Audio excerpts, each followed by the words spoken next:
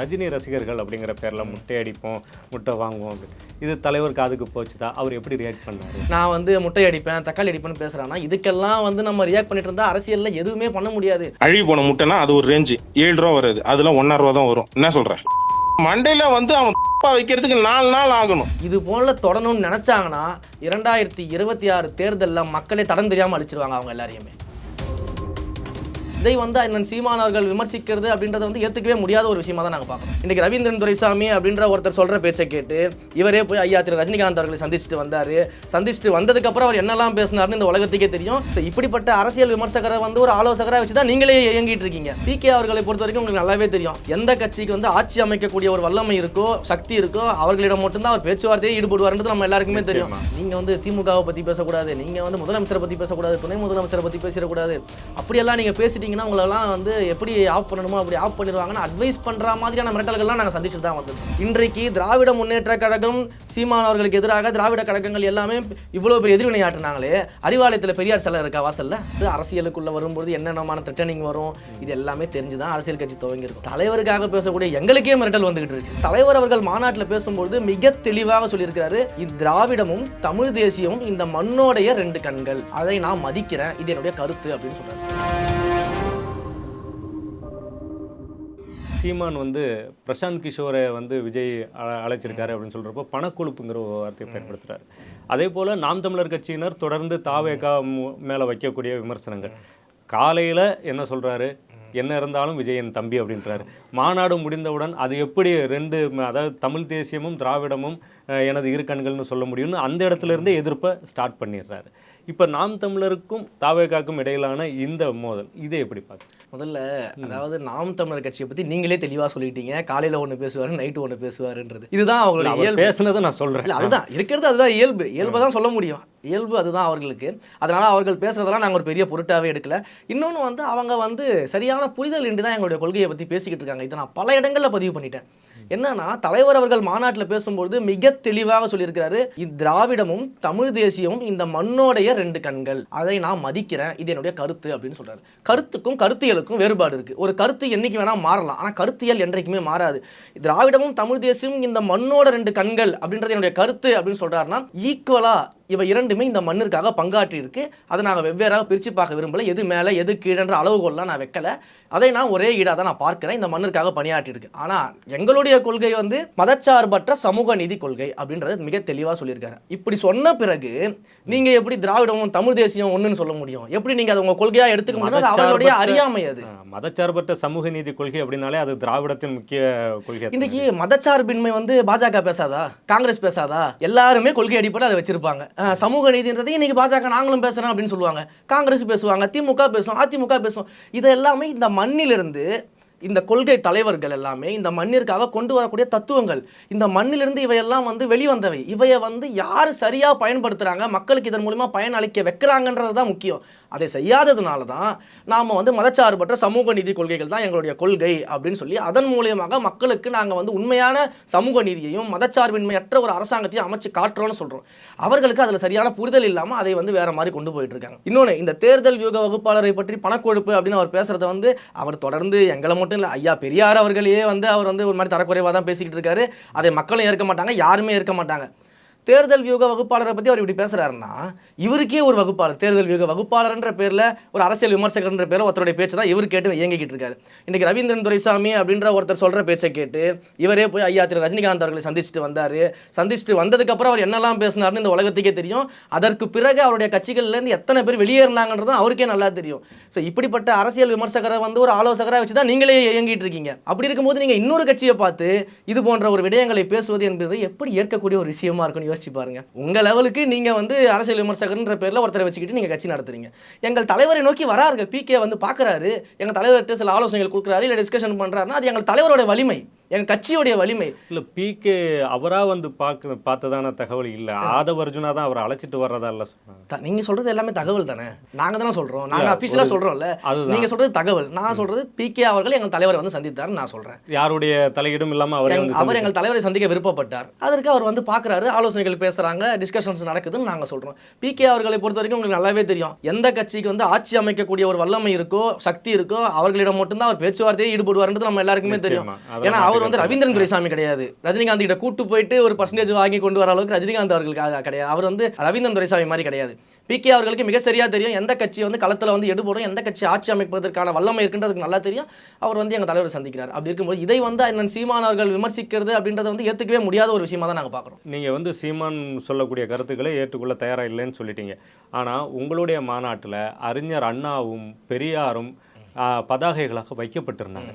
எங்களுடைய கொள்கை தலைவர்கள் அப்படின்னு அறிவிக்கப்பட்ட பெரியாரை பற்றி அவ்வளவு விமர்சனம் வரும்பொழுது தாவேகாவின் தலைவராக விஜய் வந்து அதை எதிர்வினை ஆற்றலை அப்படிங்கிற ஒரு குற்றச்சாட்டு பொதுமக்கள் மத்தியில். இதை நான் மிக தெளிவாக பல மேடைகள் இதையும் நான் சொல்லியிருக்கேன். என்னன்னா, கொள்கை தலைவர்கள் மட்டும் இல்லை, இந்த மண்ணுக்காக உழைத்த எந்த தலைவராக இருந்தாலும் அவர்கள் மீது ஒரு அவதூறு பரப்பப்படுகிறது என்றால் அதை முதலில் கண்டிப்பது தமிழக வெற்றி கழகம் தான். அந்த இடத்துல நாங்கள் கண்டிக்கிறோன்றதை நான் பல இடங்களில் நான் பதிவு பண்ணிட்டேன். ஆனால் நீங்கள் எதிர்வினை ஆற்றணும்னு சொல்கிறீங்க பார்த்தீங்களா, அந்த காலகட்டம் ஒன்று இருக்குது. அவர் எந்த நேரத்தில் பெரியாரை கையில் எடுக்கிறான்ற ஒரு காலகட்டம் இருக்குது. இத்தனை நாட்களாக பெரியார் அவர்களை புகழ்ந்து பேசி அந்த கட்சியை வளர்த்து விட்டு இன்றைக்கு வந்து ஈரோடு கிழக்கு தேர்தல் வரும்பொழுது கரெக்டாக பெரியாரை எதிர்த்து பேசி ஒரு வாக்கு அரசியலுக்காக பெரியாரை கையில் எடுத்துக்கொண்டு இவர்களும் சரி இல்லை ஆளுகின்ற திமுக அதற்கு எதிர்வினை ஆற்றும் போதும் சரி ஒரு வாக்கு அரசியலை மையப்படுத்தி பெரியார் அவர்களை பயன்படுத்தினாங்களே தவிர்த்து இவர்களுக்கு உண்மையிலேயே இவர்கள் வந்து வேற எந்த ஒரு நோக்கத்துக்காக இதை செய்யலை அப்படின்றது மக்களுக்கு நல்லா தெரியும். அது வாக்கு அரசியலுக்காக, அந்த வாக்கு அரசியல் அந்த வாக்கு அரசியலுக்காக இப்படி ஒரு விஷயத்தை அவங்க கையில் எடுக்கும்போது அதை எதிர்வினையாற்றி இந்த அவதூறுகளை மக்கள் கிட்ட இன்னும் கொண்டு போய் சேர்க்கறதுக்கு நாங்கள் தயாரா இல்லை. ஏன்னா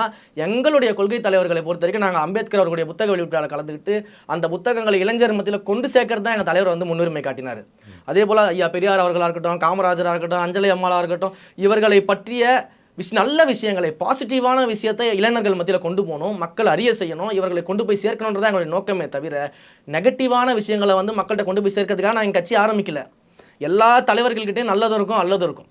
நாங்கள் நல்லதை மக்கள்கிட்ட கொண்டு போய் சேர்க்க வந்திருக்கோம். இந்த அல்லது எங்களை பற்றி எங்களுக்கு கவலை கிடையாது. இந்த அல்லதை பற்றி நாங்கள் பேசுவதற்கும் தயாராக கிடையாது. மாநாட்டிலே அவர் தெளிவுபடுத்துறாரு. பெரியாரை பற்றி பேசும்போது கடவுள் மறுப்பு கொள்கைக்குள்ள நான் போக விரும்பல. ஆனால் தமிழ்நாட்டின் சமூக நீதிக்கும் பெண்கள் விடுதலைக்கும் அவருடைய பணியை நம்ம யாராலையும் மறுக்க முடியாதுன்னு சொல்றாரு. அப்படி தூக்கி நிறுத்திய ஒருவரை அவர் வாக்கு அரசியலுக்காக அவங்க கொச்சப்படுத்துவதாக இருந்தாலும் கூட ஒரு தாவேகாவின் தலைவராக ஒரு எதிர்ப்பை அவர் பதிவு செய்திருக்கணும் அப்படிங்கிறது தானே இங்கே கேள்வியாகும். அதுதான் நான் சொல்றேன். நீங்க வந்து ஒரு ரெகுலர் பேட்டர்ன் அரசியலை நீங்க எதிர்பார்க்குறீங்க. நாங்கள் அதுதான் சொல்றோம். நாங்க வந்து மக்கள் மத்தியில் ஒரு புதுமையா, ஒரு ப்ராக்டிக்கலா, ஒரு பாசிட்டிவா வரோம். ஒவ்வொரு பேச்சு முடியும் போதும் நல்லதே நடக்கும்னு எங்க தலைவர் பாசிட்டிவா ஏன் பேசுறாரு? பாசிட்டிவா மட்டுமே மக்கள்கிட்ட கொண்டு போய் சேர்க்கணுன்றது தான் அவருடைய எண்ணம். நீங்க திரும்ப திரும்ப ஒரு ரெகுலர் பேட்டர்ன்ல இதுக்கு எதிர்வினை ஆற்றிருக்கணும், இதுக்கு அறிக்கை கொடுத்துருக்கணும், இதுக்கு பேட்டி கொடுத்துருக்கணும், கொடுத்துருந்தா என்ன நடந்திருக்கும்? சீமானுடைய கருத்து போய் சேர்ந்திருக்கும். சீமான் எப்படியெல்லாம் தந்தை பெரியார் அவர்களை பற்றி இழிவாக பேசுறான்றது இன்னும் அது மக்கள்கிட்ட போய் சேர்ந்திருக்கும். அந்த நெகட்டிவா நாங்க மக்கள்கிட்ட போய் கொண்டு சேர்க்க தயாராக இல்லைன்றது தான் எங்களுடைய நிலைப்பாடு. ஆனாலும் எங்கள் கொள்கை தலைவரை மட்டுமல்ல, இந்த தமிழ் மண்ணிற்காக உழைத்த எந்த தலைவராக இருந்தாலுமே அவர்கள் மீது அவதூறு பரப்புவதை நாங்கள் ஏற்கவில்லை. ஏன்னா விமர்சனத்துக்கு நீங்க சொல்ற மாதிரி பதில் சொல்லிடலாம். ஒரு விமர்சனம் வைக்கிறாரு அப்படின்னா நீங்கள் சொல்லுது போல பதில் சொல்ல தயார், இல்லை கொள்கை ரீதியாக பதில் சொல்ல தயார், இல்லை அதற்காக வந்து அறிக்கைகள் கொடுக்க தயார், அதற்காக பேட்டிகள் கொடுக்க தயார். ஆனால் இது அவதூறு. இந்த அவதூறுக்கு பதில் சொல்லி அந்த அவதூறை கொண்டு போய் சேர்க்கறதுக்கு நாங்கள் கட்சி ஆரம்பிக்கல. மக்களுக்கே தெரியும். இன்றைக்கு பத்திரிகையில் நீங்கள் இருக்கிறீங்க, நீங்கள் மக்களை பற்றி நல்லா புரிஞ்சு வச்சிருப்பீங்க. எந்த மக்களாவது பெரியாரை பற்றி சீமான் அவர்கள் பேசிய கருத்தை ஏற்றுப்பாங்களா? நிச்சயமாக ஏற்க மாட்டாங்கல்ல. ஏற்க மாட்டாங்கன்னு உங்களுக்கே தெரியுதுல்ல. அப்புறம் அந்த கருத்துக்கு நாங்கள் ஏன் பதில் சொல்லி அதை மக்கள்கிட்ட கொண்டு போய் வந்து ரீச் பண்ணணும்? இப்போ மக்களுக்கு தெரியும் இவர் சொல்றது அவதூறு அல்லது இவர் சொல்லதை ஏற்றுக்கொள்ளலாம், அது மக்கள் முடிவு பண்ணிப்பாங்க. ஆனால் ஒரு தலைவரின் நிலைப்பாடு என்ன அப்படிங்கிறது அவருடைய அறிக்கை வாயிலாக தானே தெரிய வரும். காலங்காலமாக தமிழ்நாட்டில் இல்லை இந்திய அரசியல் ஒட்டுமொத்த அரசியலுமே தலைவர்களின் அறிக்கை என்பது வெறும் வெற்று பேப்பர் கிடையாது. அவர்களுடைய நிலைப்பாடை மக்களிடம் கொண்டு சேர்ப்பது. எல்லா தலைவரும் எல்லா நேரத்திலையும் மக்கள்கிட்ட வந்து நின்று பேசிட்டு இருக்க முடியாது. இப்போ அந்த அறிக்கை பேசும், அதைத்தான் எதிர்பார்க்குறாங்க. அதாவது முதல்லயே தெளிவாக சொல்லிட்டாரு, கொள்கை தலைவர்களை உயர்த்தி பிடிக்கிறது எங்களுடைய கடமைன்னு சொல்லும்போது அந்த கொள்கை தலைவரின் சிலையை வந்து தன்னுடைய 2ஆம் ஆண்டு துவக்க விழாவில் பனையூரில் வைக்கும்போது அதுலேயும் நீங்கள் ஒரு விஷயத்தை கவனிக்கணும். மற்ற 5 தலைவர்களுக்கு ஒரு படி முன்னாடி வந்து ஐயா பெரியார் அவர்களுடைய சிலையை எங்கள் தலைவர் வச்சிருப்பாரு. இதுதான் நாங்கள் அவர்களுக்கு கொடுக்குற பதில்னு சொல்கிறேன். நான் நீங்கள் எல்லா பதிலையுமே அறிக்கைகளாக பேட்டிகளாக எதிர்பார்க்கணுன்ற அவசியம் கிடையாது. மிகச்சரி. அவர் பெரியாரை முன்னிலைப்படுத்துகிறார், பெரியாரின் சமூக நீதியை விரும்புகிறார், பெரியாரை விட்டு கொடுக்க தயாராக இல்லை, எல்லாம் சரி, நாங்க ஏத்துக்கிறோம். விஜய் வந்து பெரியாரை தூக்கி பிடிக்கிறார். ஆனா விஜய் அந்த இடத்துல எதிர்ப்பை பதிவு செய்யாமல் விட்டது ஏன் அப்படிங்கறதுதான் கேள்வியா இருக்கு. நீங்க என்ன அதுதான் சொல்ல அவர் பிஸியா இருக்கிறாரு. பிஸியெல்லாம் கிடையாது. நான் என்ன சொல்றேன்னா, நீங்க எதிர்பார்க்கறது என்னன்னா பெரியாரை உயர்த்தி பிடித்து அவரை மக்களிடம் உயர்த்தி பிடிக்க தேவையில்லை. இல்ல நான் சொல்றேன், அவருடைய கொள்கைகளை, அவருடைய கோட்பாடுகளை, அவருடைய வாழ்வியலை மக்கள்கிட்ட இவ்வளவு உயர்த்தி பிடிக்கும் பொழுது நீங்கள் வந்து ஏன் இதை கேட்கல, ஏன் இதுக்கு பேசலன்றதை மட்டும்தான் நீங்க கொண்டு போறீங்க. பேசணும்னு சொல்லல, அவர் சொல்கிற கருத்துக்கள் அவதூறானவை, இதற்கும் தாவேக்காவுக்கு உடன்பாடு இல்லை எதை அப்படின்னு எப்ப பேச வேண்டும் என்பது எங்கள் தலைவருக்கு மிகச் சரியாக தெரியும்.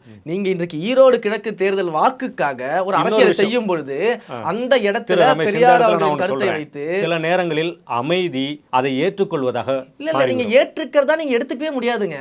நான் என்ன சொல்றேன்னா, நீங்க வந்து அவர் வந்து பேசட்டும் போகட்டும் அமைதியா இல்ல, ஒவ்வொரு இடத்துலயும் அதுக்கு பதிலடியாக நீங்க வந்து பாத்தீங்கன்னா தலைவரை முன்னிறுத்திட்டு தான் வராரு, கொள்கை தலைவரை.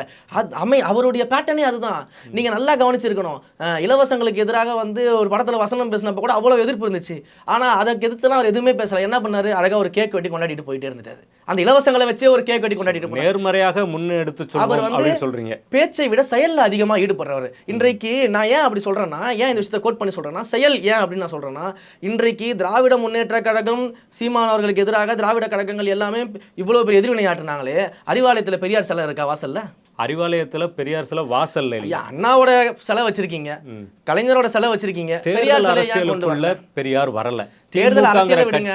நீங்க பெரியாருடைய கொள்கைப்படி கட்சி நடத்துறீங்கல்ல, பெரியார் சமூக நீதி பேசுறீங்கல்ல, பெண்ணுரிமை பேசுறீங்கல்ல, ஏன் உயர்த்தி பிடிக்கல? பெரியார் தொடங்கின அமைப்பு திராவிடர் கழகம், அங்கு மிகப்பெரிய சிலை இருக்கு. இல்ல நான் திமுகவும் தானே சேர்ந்து கேள்வி எழுப்புறாங்க. இப்ப நீங்க கேட்ட அத்தனை கேள்விகளுமே திமுகவிடம் இருந்து வெளிவந்த கேள்விகள். முதல்ல அந்த கேள்விகளை வைக்கக்கூடிய திமுகவிடம் இருந்து நீங்க வந்து அப்படி உண்மை அதுதான். பெரியாரை ஏற்றுக்கொள்ள யாரா இருந்தாலும் எல்லாருக்குமே தெரியுங்க. இன்றைக்கு பெரியாரை ஏற்றுக்கொண்ட யாராக இருந்தாலுமே சீமான் பேசுறது ஒரு பொருட்டாவே மதிக்கல. பெரியாரை பத்தி எதிர்வினை ஆட்சி இருக்காங்க. எதிர்வினை பெரியார் கூட இயங்கின எல்லாருமே எதிர்வினை ஆட்சி. திராவிட முன்னேற்ற கழகத்தின் கூட இருக்கக்கூடிய கட்சிகள் தான் இதற்கான எதிர்வினையை எடுத்தார்கள்.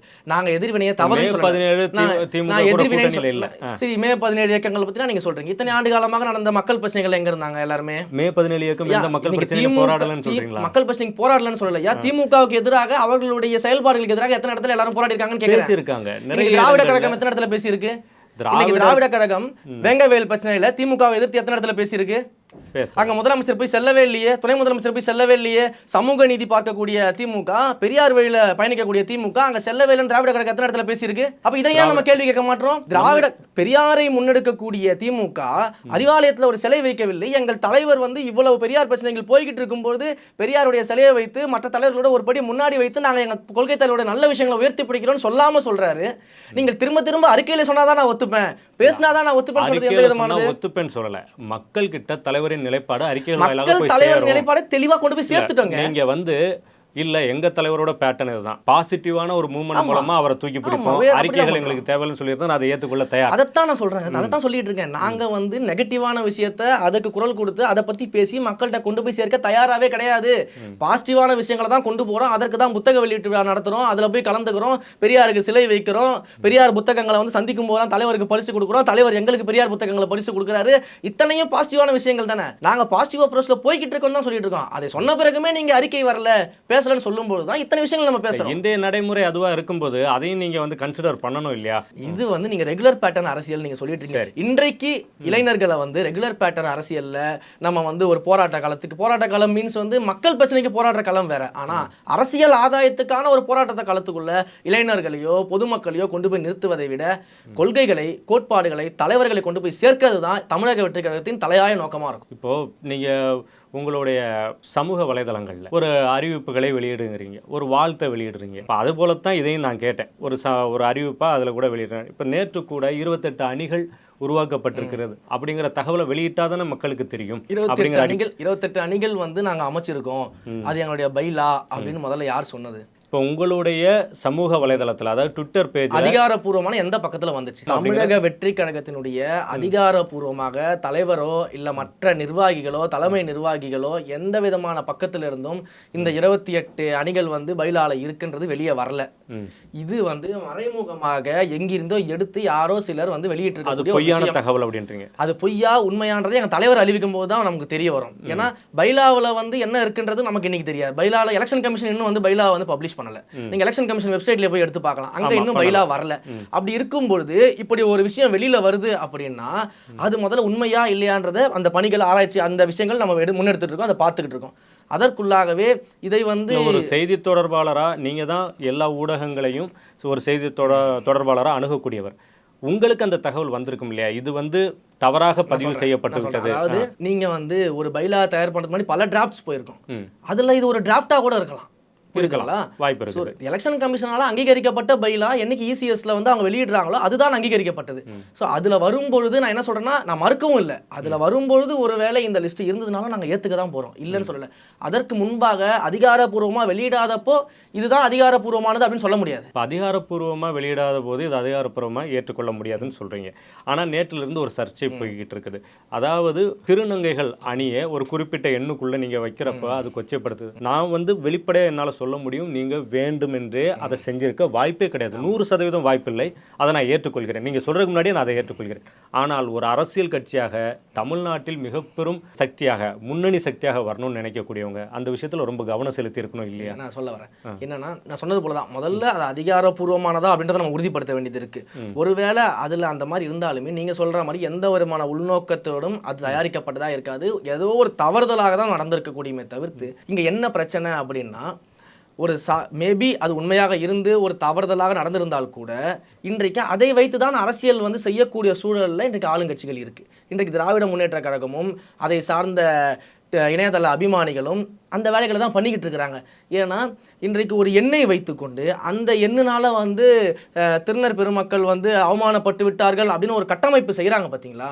அந்த பார்வையே தப்புன்றனால கட்டமைக்கப்பட்டதில்லை, நீண்ட காலமாக அவர்கள் அனுபவிக்கக்கூடிய வலி அது. நீண்ட காலமாக இருக்கின்றதுனால அதே பார்வையை வைத்து இன்றைக்கு நீங்கள் ஒரு அரசியல் செய்யும் பொழுது அதை நீங்கள் ஏற்கிறீர்கள்னு அர்த்தம். ஏற்க சொல்லலை, நீண்ட காலமாக நான் நினைக்கிறேங்க, நீண்ட காலமாக ஜாதி வன்கொடுமைகள் இருக்கு, குறிப்பிட்ட மக்களை வந்து அடிமைப்படுத்தி வைத்திருக்காங்க நம்ம பேசுகிறோம். அதற்காக வந்து அதையே நம்ம வந்து நோக்கமில்லாத ஒரு விஷயத்துல நீங்க அடிமைப்படுத்துறீங்கன்னு சொல்லி அவங்க அரசியல் பண்ணாங்கன்னா அவங்களுக்குள்ள அந்த எண்ணம் இருக்குன்னு அர்த்தம், அந்த பார்வை இருக்குன்னு அர்த்தம். நீங்க சொல்றது அவங்களுக்கு ஒரு பார்வை இருக்கலாம். நான் சொல்ல வர்றது, நீங்கள் எந்த உள்நோக்கத்தோடையும் செய்யலை, ஆனால் நீங்க வந்து பொதுத்தளத்துக்கு வந்திருக்கிறீங்க, மக்களுக்கு சேவையாற்ற வரும் பொழுது அந்த விஷயத்துல கவனம் செலுத்தி இருக்க வேண்டும். ஒரு இடத்துல நீங்க சொல்லிட்டீங்க, அது உண்மையா பொய்யான்னு கூட இன்னைக்கு வரைக்கும் கன்ஃபார்ம் ஆகல. ஒருவேளை உண்மையாக இருந்தால் அதில் கவனம் செலுத்தி இருக்கணும். இருந்தாலுமே அது தவறுதலாக நிகழ்ந்திருக்கக்கூடிய ஒரு விஷயமாக இருக்குமே தவிர்த்து எந்த விதமான உள்நோக்கமும் கிடையாது. ஆனா அதற்காக இன்றைக்கு இந்த இணையதளத்தில் இருக்கக்கூடியவர்கள் கிட்டத்தட்ட ஒரு 200 ரூபா பணத்தை வாங்கிட்டு என்ன வேணா வந்து நம்ம வந்து ஒரு அவதூற பரப்பலான்னு சொல்லிட்டு பேசிட்டு இருக்கக்கூடிய இவர்களுக்கெல்லாம் வந்து நம்ம என்ன சொல்றோம்னா, முதல்ல உங்க பார்வையை சரி பண்ணு. நான் சொல்ல எதிர்ப்பு முதல்ல பதிவு செய்யறது ஒரு திருநங்கை எழுத்தாளர். நான் தான் சொல்றேன், அவங்களுக்கு நான் என்ன சொல்றேன்னா, நீங்க முதல்ல வந்து சில விஷயங்கள் அடிப்படை புரிஞ்சுக்கோங்க. அது உண்மையா இல்லையான்றது முதல்ல தெரியணும், யார் வெளியிட்டு இருக்காங்கன்னு தெரியணும்.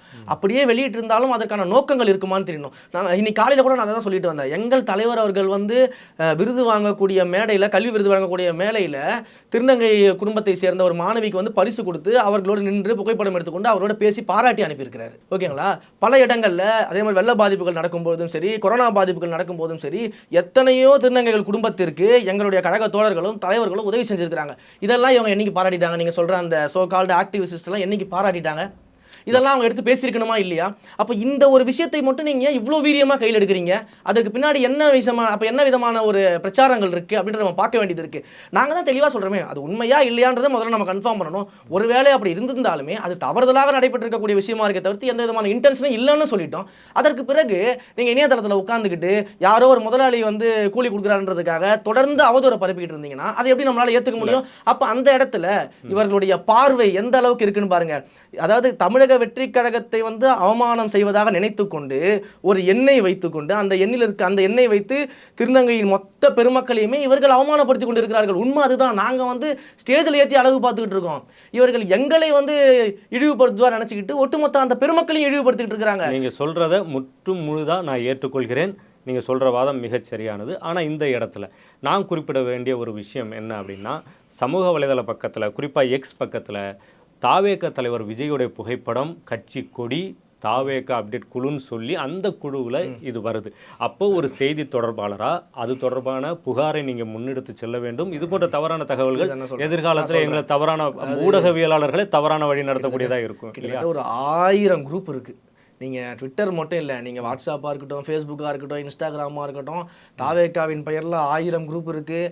எத்தனையோ மீடியாக்களில் வந்து சம்மந்தமே இல்லாத ஆட்கள்லாம் தாவேக்கா ஆதரவாளர்லாம் கூப்பிட்டு வச்சு பேசக்கூடிய நிலைமையிலே இன்றைக்கி மீடியாக்களுமே இருக்குது. நம்ம என்ன சொல்ல வரோன்னா, நாங்கள் வந்து மறுக்கலி இன்னைக்கு வரைக்கும் நாங்கள் என்ன சொல்கிறோம், அது உண்மையா என்னன்றதை ஆராய வேண்டியது இருக்குது. அப்படி இருந்ததால் அது தவறுதலாக நடந்திருக்குன்ற விளக்கத்தையும் நாங்கள் கொடுக்குறோம். இதற்கு மேலே நாங்கள் என்ன பண்ண முடியும்? நாங்கள் அந்த எந்த இன்டென்ஷனும் கிடையாதுன்றதை நாங்கள் தெளிவுபடுத்திட்டே இருக்கோம். எங்களுடைய கொள்கை பரப்பு செயலாளர்களாக இருக்கட்டும், இல்லை எங்களுடைய செய்தி தொடர்பாளர்களாக இருக்கட்டும், தெளிவுபடுத்திட்டே இருக்கிறாங்க. ஆனால் நம்ம எதை எதிர்க்கிறோம்? இந்த அரசியலை எதிர்க்கிறோம். உங்கள் அரசியலுக்காக நீங்கள் அவர்களை அந்த நம்பரை வச்சு இழிவுபடுத்தாதீங்கன்னு நம்ம சொல்கிறோம். ஏன்னா இன்றைக்கு நம்ம மாற்று அரசியல்னு பேசுகிறோம்ல, ஒரு புதிய அரசியல்னு பேசுகிறோம்ல, அப்போ நம்ம இதை நம்ம கவனிக்க வேண்டியது இருக்குது. நீங்கள் வந்து இன்னைக்கு அடுத்தது என்ன தெரியுமா பண்ணுவாங்க? 27வது இடத்துல விவசாயிகள் அணி போட்டிருக்கிறாங்க. அப்போ விவசாயிகள்னா என்ன, உங்களுக்கு வந்து இலக்காரமா கடைசியில் போயிருச்சான்னு. அடுத்தது இன்னொரு குரூப் என்ன கழிப்பிடுவாங்க, பார்த்தீங்களா இத்தனை வருஷமாக வேலை செஞ்ச ஆல் இண்டியா தளபதி விஜய் மக்கள் இயக்கத்தையும் 30வது இடத்துல வச்சிருக்காங்க பார்த்தீங்களா அப்படின்னு ஒரு இந்த நம்பர் கேமுக்கெல்லாம் நம்ம வந்து இவர்கள் இது போன்ற அவதூறுகளை பரப்பிட்டு இருக்காங்கன்னா அதை எண்ணி நம்ம வந்து அதை பெருசாக்க வேண்டிய அவசியம் இல்லை. இதை மீடியாக்களும் பெருசாக்கிட்டு இருக்காங்க.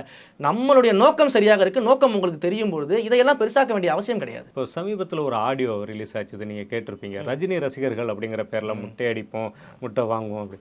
இது தலைவர் காதுக்கு போச்சுதான், அவர் எப்படி ரியாக்ட் பண்ணாரு? நாங்கள் தான் சொல்கிறேன்ல, இதை வந்து நாங்களே காது கொடுத்து கேட்க தயாராக கிடையாது. முதல்ல இதை போய் தலைவர் காது கொடுத்து கேட்பாருன்னு எதிர்பார்க்கறது கவனிச்சிருப்பாரு இல்லைங்களா? இவ்வளோ தூரம் வைரல் ஆகிறப்ப அது உண்மையே சொல்கிறேன். நீங்கள் வந்து நான் வெளிப்படையாகவே சொல்கிறேங்க, தலைவர் வந்து அவர் வந்து எல்லாமே அவர் தான் அப்படின்னு இருக்கும்பொழுது, அரசியலுக்குள்ளே வரும்பொழுது என்னென்னமான த்ரெட்டனிங் வரும் இது எல்லாமே தெரிஞ்சு தான் அரசியல் கட்சி துவங்கியிருக்கும். தலைவருக்காக பேசக்கூடிய எங்களுக்கே மிரட்டல் வந்துகிட்டு இருக்கு. நாங்களே தலைவருக்காக பேசும்பொழுது ஒரு இடத்துல ஏதாவது எமோஷனலாக எங்கள் தலைவருக்காக உணர்ச்சி பூர்வமாக பேசிட்டு வெளில வந்தோன்னு வச்சுக்கோங்களேன், வெளில வந்தோடனே இப்படியெல்லாம் பேசுனீங்கன்னா உங்களெல்லாம் வளர விட மாட்டாங்க. நீங்கள் வந்து திமுகவை பற்றி பேசக்கூடாது, நீங்கள் வந்து முதலமைச்சரை பற்றி பேசக்கூடாது, துணை முதலமைச்சரை பற்றி பேசிடக்கூடாது, அப்படியெல்லாம் நீங்கள் பேசிட்டீங்கன்னா உங்களெல்லாம் வந்து எப்படி ஆஃப் பண்ணணுமோ அப்படி ஆஃப் பண்ணிடுவாங்கன்னு அட்வைஸ் பண்ணுற மாதிரியான மிரட்டல்கள்லாம் நாங்கள் சந்திச்சுட்டு தான் வந்துட்டு இருக்கோம். நாங்கள் நேரடியாக எங்கள் முகத்தை காமிச்சு பேசி இத்தனை கட்சிகளை எதிர்த்து இத்தனை தலைவர்களை எதிர்த்து நாங்கள் பேசிக்கிட்டு இருக்கோம். இது போன்ற மேட்டரில் சந்திச்சுட்டு வரோம். ஆனால் இந்த ட்விட்டரில் இருக்கக்கூடிய நீங்கள் சொல்கிற அந்த சோகால்டு ஐடிஸ்லாம் யாருன்னு பாருங்கள், எல்லாமே ஃபேக் ஐடிஸ். ஒரிஜினல் பேர் இருக்காது, ஒரிஜினல் ஃபோட்டோ இருக்காது, ஊர் இருக்காது, அட்ரஸ் இருக்காது. இது எதுவுமே இல்லாமல் ஒரு மொட்டை கடுதாசி மாதிரி தான் அந்த ஐடியா இருக்கும். அப்படிப்பட்ட ஐடிக்களை வைத்துக்கொண்டு நான் வந்து முட்டை அடிப்பேன், தக்காளி அடிப்பேன்னு பேசுகிறேன்னா இதுக்கெல்லாம் வந்து நம்ம ரியாக்ட் பண்ணிட்டு இருந்தால் அரசியலில் எதுவுமே பண்ண முடியாது. இந்த கும்பல் சினிமாவிலேருந்தே அப்படி தான் இருப்பாங்க. சினிமாவிலேருந்து இது போன்ற பல விஷயங்கள் நாங்கள் பார்த்துட்டு தான் வரோம். நான் வந்து இதை வந்து ஒரு பெருசாகவே நாங்கள் வந்து எதிர்க்கக்கூடிய நிலைமையில் இல்லை. எங்கள் தலைவரை இந்த மாதிரியான ஆட்கள் மட்டும் கிடையாது, மிகப்பெரிய கட்சிகளாக இருக்கட்டும், யாராக வேணா இருக்கட்டும், இது போல தொடரணும்னு நினச்சாங்கன்னா 2026 தேர்தலில் மக்களே தடம் தெரியாமல் அழிச்சிருவாங்க அவங்க எல்லாரையுமே. இப்போ சமீபத்தில் கேள்விப்பட்ட ஒரு தகவல், அது உண்மையான நான் ரொம்ப எச்சரிக்கையாகவே உங்கள்கிட்ட கேட்குறேன், அது உண்மையானன்னு தெரியாது, ஆனால் ஒரு தகவல் வருது. நிறைய கட்சிகளிலிருந்து சில பிரபல அரசியல்வாதிகள் பேச்சுவார்த்தை நடத்தி கொண்டு இருக்கிறார்கள், தாவேக்காவில் இணைய விரும்புகிறாங்க அப்படிங்கிற தகவல் வருது. அது எந்த அளவுக்கு உண்மை? அதாவது இன்றைக்கு புதிதாக ஒரு கொள்கையில், ஒரு கோட்பாடுகளில், ஒரு செயல் திட்டங்களில் ஒரு புதுமையாக இருக்கணும், முதன்மை சக்தியாக வரணும் அப்படின்னு சொல்லிட்டு தலைவர் அவர்கள் வந்து மிகப்பெரிய ஒரு கழகத்தை கட்டமைத்து நாங்கள் அதில் நகர்ந்துக்கிட்டு இருக்கோம். அப்படி நகரும்பொழுது ஆப்வியஸாக பல கட்சிகளில் இருக்கக்கூடியவர்களும் அங்கே அதிர்த்து இருக்கக்கூடியவங்க வரவங்க ட்ரை பண்ண தான் செய்வாங்க. ஆனால் அதற்கான முடிவுகள் என்னவோ தலைவர் தான் எடுக்க போகிறாரு. ஆனால் ஒரு விஷயத்தில் எங்கள் தலைவர் தெளிவாக இருக்கார், அதை நான் பதிவு பண்ணுறதுக்கு நான் தயாராக இருக்கேன், வெளிப்படையாக பதிவு பண்ணுறேன். எங்கள் தலைவரை பொறுத்த வரைக்கும் இத்தனை ஆண்டு காலமாக மக்கள் இயக்கமாக இருக்கும்போதும் சரி, ரசிகர் மன்றமாக இருக்கும்போது சரி, யாரெல்லாம் என் கூட சேர்ந்து மக்களுக்காக பணி செய்தார்களோ அவர்களுக்கு தான் முன்னுரிமை, அவர்கள் தான் எனக்கு பிரதானம், அவர்களுக்கு தான் பொறுப்புகள் எல்லாமே கொடுக்கப்படும், அதுலேயும் தகுதியான ஆட்களுக்கு தான் அந்த பொறுப்புகள் வழங்கப்படும்னு தெளிவாக இருக்கார். 96 மாவட்ட செயலாளர்கள் வந்து அறிவிச்சிருக்கிறாங்க எங்கள் தலைவர் அவர்கள். அப்படி அறிவிக்கும்போது கூட அந்த 96 பேரும் இந்த இயக்கத்தில் இருந்து கொண்டு மக்கள் சேவை செய்தவர்களை தான் வந்து அவர் அறிவிச்சிருக்காரு, தவிர்த்து வெளியிலிருந்து வந்த யாரையும் அவர் அறிவிக்கலை. ஒருவேளை அப்படி வெளிலேருந்து வரவங்க அப்ரோச் பண்ணாலுமே எங்களுடைய கழகத்தின் கட்டுப்பாடுகள், கோட்பாடுகள், கொள்கைகள், செயல் திட்டங்கள் இது எல்லாத்தையும் ஏற்றுக்கொண்டு முழுமையாக தங்களை அர்ப்பணித்து செயல்படக்கூடியவர்கள் வந்தால் மட்டும்தான் எங்கள் இடம். அப்படி இல்லைன்னா இங்கே யாரும் வர வேண்டிய அவசியம் கிடையாது. இதுதான் எங்களோட நிலைப்பாடு. இப்போ இதனுடைய அர்த்தம் நீங்கள் முழுமையாக அர்ப்பணித்து உள்ளே வந்தால் நாங்கள் என்ன சொல்கிறோமோ அந்த போஸ்டிங் தான் உங்களுக்கு. நீங்களாக வந்து தன்னிச்சையாக எனக்கு நான் இந்த கட்சியில் மாவட்ட செயலாளராக இருந்தேன், நான் இந்த கட்சியில் இந்த பொறுப்பில் இருந்தேன், அதுபோல் பொறுப்பு கொடுங்க அப்படின்னு கேட்டால் கொடுக்க மாட்டோம். நான் சொல்லிட்டேனே, முதல் பிரதானமாக முதன்மைப்படுத்துவது எங்களுடைய தொண்டர்கள், தோழர்கள், இத்தனை ஆண்டு காலமாக வேலை செய்தவர்களுக்கு தான் முன்னுரிமைன்றதை எங்கள் தலைவரும் சரி, எங்களுடைய பொதுச் செயலாளரும் சரி பல இடங்களை தெளிவுபடுத்திட்டாங்க. அதுதான் அதற்கான பதிலே. எப்பேற்பட்ட ஆட்கள் வந்தாலுமே அவர்களுக்கு வந்து நமக்கு தேவையா, இல்லை அவர்கள் வந்து நம்முடைய இத்தனை கொள்கை கோட்பாடுகள் எல்லாத்தையும் அர்ப்பணித்து வேலை செய்வார்களான்ற முடிவு செய்து அவர்களுக்கு என்ன இடம் கொடுக்கப்படணும் அதுதான் கொடுக்கப்படுமே தவிர்த்து ஒரு காலமும் உழைத்தவர்களை நீக்கிவிட்டு அந்த இடத்துல அவர்கள் வர முடியாது. அது எங்கள் தலைவர் தெளிவாக இருக்காரு. இப்போ ஆதவ அர்ஜுனா வந்து கட்சியில் இணைஞ்சிருக்காரு, நிர்மல்குமார் இணைஞ்சிருக்கிறாரு, அவர்களுக்கு கொடுக்கப்பட்ட பொறுப்புகளையும் அதே மாதிரி பார்க்கலாமா? அப்படிதான் நீங்க பார்க்கணும். இன்னைக்கு ஆதவ அர்ஜுனா அவர்கள் வந்து தேர்தல் மேலாண்மை குழுவிற்காக தான் அவரை நியமிச்சிருக்காங்களே தவிர்த்து மாவட்ட செயலாளர்கள்ல யாரையுமே வந்து இது அவர் பண்ணலையே, கட்டுப்படுத்த முடியாது. இல்ல மாநில நிர்வாகிகள்ல யாரையுமே வந்து தூக்கிட்டு அவரை கொண்டு வரலையே. அவருக்குன்னு அவர் எந்த இடத்துல வந்து எக்ஸ்பர்ட்டா இருக்காரோ அதற்கான பொறுப்பு தான் அவர் கொடுக்கப்பட்டிருக்கே தவிர்த்து இங்க ஆல்ரெடி வந்து மாவட்ட அளவுல, மாநில அளவுல, அணி அளவுல யார் யாரெல்லாம் உழைத்திருக்காங்களோ அவர்களுக்கு அந்த இடங்கள் தான் கொடுக்கப்பட்டிருக்கு. அதுதான் நான் தெளிவா சொன்னேன். முதல் முன்னுரிமை ஏற்கனவே உழைத்தவர்களுக்கு, அதற்கு பிறகு வருபவர்களுக்கு என்ன இடம் சரியாக இருக்குமோ அதைத்தான் எங்கள் தலைவர் கொடுத்து கொண்டிருக்காரே இந்த தவிர்த்து போஸ்டிங்ல இருந்துட்டு அவர் மாவட்ட செயலாளர்களையோ அல்லது கீழே இருக்கக்கூடிய நிர்வாகிகளையோ கட்டுப்படுத்த முடியாது. அவருடைய வேலை அப்படின்றது தேர்தல் மேலாண்மை. அவர் எங்கள் தலைவருக்கு தேர்தல் மேலாண்மை தொடர்பான விஷயங்களை சொல்ல போறார். யாரா இருந்தாலும் நான் முதல்லயே உங்ககிட்ட சொன்னேன் பாத்தீங்களா, அது ஜானாக இருக்கட்டும், ஆதவாக இருக்கட்டும், பிகேவாக இருக்கட்டும், யாராக இருந்தாலும் சரி, எங்களுக்கு கமெண்ட் கொடுக்குறவர், எங்களை வந்து என்ன செய்யணும்னு வழி நடத்தக்கூடியவர் எங்கள் தலைவர். அவர் சொல்றது மட்டும்தான் இங்கே நடக்குமே தவிர்த்து வேற யார் சொல்றது இங்கே நடக்காது. எங்கள் தலைவர் என்ன சொல்றாரோ, எங்கள் அதன் வழியாக எங்கள் பொதுச் செயலாளர் என்ன சொல்றாரோ இதுதான் இங்கே நடக்க போகுது. அதை தாண்டி இங்கே ஒன்றும் நடக்க போகிறது கிடையாது. அதை மிக தெளிவாக அறிக்கையிலேயே எங்கள் தலைவர் சொல்லியிருக்காரு. அன்றைக்கு நாங்கள் எங்களுக்கெல்லாம் பொறுப்பு அறிவிக்கும்போது அந்த லெட்டர்லேயே நீங்கள் கடைசியில் படித்து பார்த்தீங்கன்னா, இந்த நிர்வாகிகள் அனைவருமே வந்து எனது பார்வையின் கீழே என்னுடைய பொதுச் செயலாளர் என்ன சொல்கிறாரோ அதன்படி நடப்பாங்க அப்படின்றது மிக தெளிவாக சொல்லியிருக்கிறாரு. அதே போல் திரு ஜான் ஆரோக்கியசாமி அவர்களோட இணைந்து தான் வந்து திரு ஆதவர்ஜுனா அவருக்கான பணியை ஆற்றுவார்னு சொல்லியிருக்கும் போது தலைவர் மிக தெளிவாக இருக்கிறாரு. நம்ம அதை புரிஞ்சுக்கிட்டாலே போது இந்த கேள்விக்கே இடம் இல்லை. தாவேகாவின் தலைவர் விஜய் எப்பொழுது களத்தில் பார்க்கலாம் முழு அரசியல்வாதியாக? இல்லை, ஏற்கனவே தாவேகா தலைவர் அவர்கள் அரசியல் தலைவராக களத்துக்கு வந்துட்டாரு. இன்னும் அதிகப்படியாக 24/7 எங்க தலைவர் மக்களோட இருக்க போறார். படத்தோட பணி வந்து கிட்டத்தட்ட முடிஞ்சிருச்சு. அதற்கான பணிகள் முடிய போகுது. அதற்கு அடுத்த கட்டமாக இன்னும் சில மாவட்ட தலைவர்கள் அறிவிக்கப்பட இருக்காங்க. மொத்தம் 120 மாவட்ட தலைவர்கள் அறிவிக்கல, 96 பேர் அறிவிச்சிருக்காங்க. ரிமைனிங் வந்து அறிவிக்க போறாரு. அதையெல்லாம் கட்டமைப்பு பணிகள் முடிஞ்ச உடனே அடுத்த கட்டமாக 24/7 மக்கள் கூட இருக்க போறாரு. அதே போல கிளைக்கழக லெவல்ல இன்றைக்கு வந்து பொறுப்பாளர்கள் நியமிக்கக்கூடிய பணிகள்லாம் ஆரம்பமாயிடுச்சு. அதெல்லாம் பண்ணிட்டு இருக்காங்க. பூத் லெவல்ல பணியாளர்கள் வந்து போடக்கூடிய ஆட்கள் வேலை நடந்துகிட்டு இருக்கு. அதெல்லாம் நடந்து முடிய போது, கட்டமைப்பு முடிய போது, முழுமை பெற போகுது. தலைவர் களத்துக்கு வரும்போது ஒட்டுமொத்த கட்டமைப்பும் தலைவரோடு சேர்ந்து மக்கள் மணி நிற்க போறோம். ரொம்ப நன்றி. அரங்கிற்கு வந்து அனைத்து கேள்விகளுக்கும் பொறுமையாக பதிலளித்தவங்களுக்கு நன்றி.